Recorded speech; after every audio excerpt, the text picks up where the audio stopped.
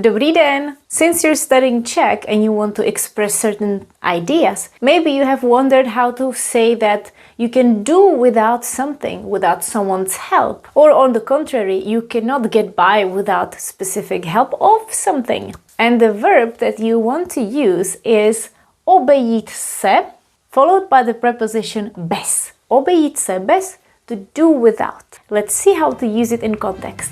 Jdeme na to. Ahoj, vítejte na mém kanále Czech by Zuzka, kde vám pomocí angličtiny vysvětluju českou gramatiku. First, let's take a look at what is obejít. Obejít means to bypass. You can see the base is the verb jít, which is to go on foot. Jít. Obejít means that you go around something, you bypass something. There's something in your way, some kind of obstacle, and you bypass it.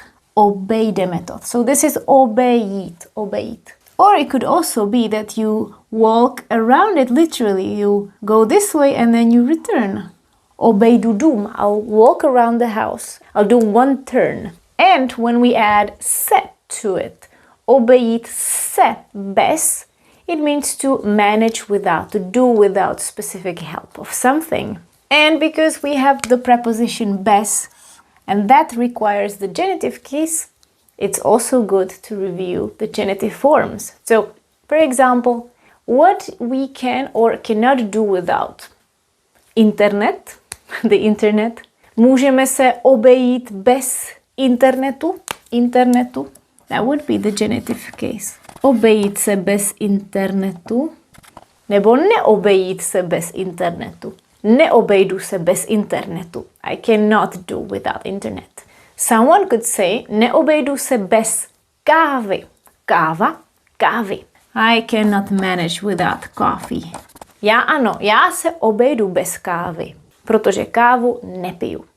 Obejdu se bez kávy. Or simply saying, I can manage without help. Pomoc bez pomoci. Bez pomoci. Obejdu se bez pomoci. Remember that obejít se, to do without, manage without, has to be reflexive. Obejít se. If you take away the reflexive se, it means to bypass. Obejít. Obejít něco nebo obejít něco. On foot. It doesn't have to be physical, it could also be metaphorical. We can bypass a process. What else do you need to know about the verb obejít se?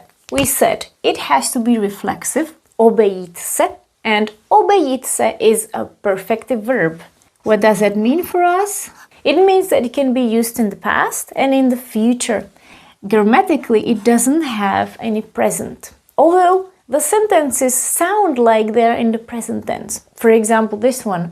Obejdu se bez cukru. We could say something like, I can manage without sugar. But more precise is, I will manage without sugar. I will do without sugar. Obejdu se. This is the future tense. Obejdu se. Remember, bez always takes the genitive case. Cukru. Cukr, cukru. The genitive case. And in the past would be obešel jsem se. Obešel jsem se bez pomoci. I managed without help. Obešel jsem se bez pomoci. Pomoc, pomoci. Remember the verb obejít without the reflexive part. It has an imperfective counterpart which would be obcházet, obcházet. But this specific verb obejít se doesn't have the imperfective counterpart. We cannot say obcházet se. If I say I always manage without sugar, I cannot say obcházím se bez cukru. It doesn't make sense. You could say vždycky se obejdu. I always manage. I always will manage without sugar. That's what it means literally. But you can use this same form for something that repeats and just add the word vždycky, for example. Vždycky se obejdu bez auta. I can always do without a car. Let's take a look at some more examples here. Bez telefonu se dneska jen těžko obejdeš. It's hard to get by without a phone these days. Bez telefonu Se dneska jen těžko obejdeš. Obejdeš se. Here it's kind of broken because we inserted all these little words that want to be in the middle and then the verb would be at the very end.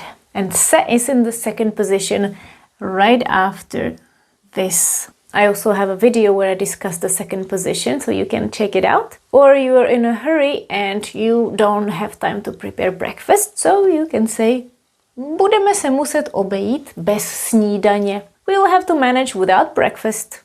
Budeme se muset obejít bez snídaně. The verb is here. Obejít se, it's in the infinitive form. We have the future with the verb muset. Budeme muset. We will have to manage without breakfast. Bez snídaně. Dřív jsme se obešli bez internetu. Before we used to do without internet. We used to manage without internet. Obešli jsme se, dřív jsme se obešli bez internetu. Bez internetu.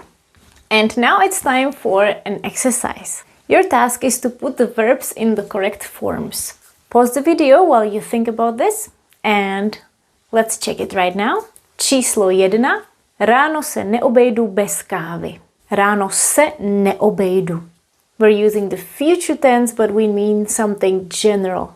Číslo 2. Dneska se musíme obejít bez auta. Musíme se obejít bez auta. This is the infinitive form because we already have the verb musíme. Číslo 3. Děti se už neobejdou bez internetu. Děti se už neobejdou bez internetu. Číslo 4. Obejdete se bez telefonu. Obejdete se bez telefonu.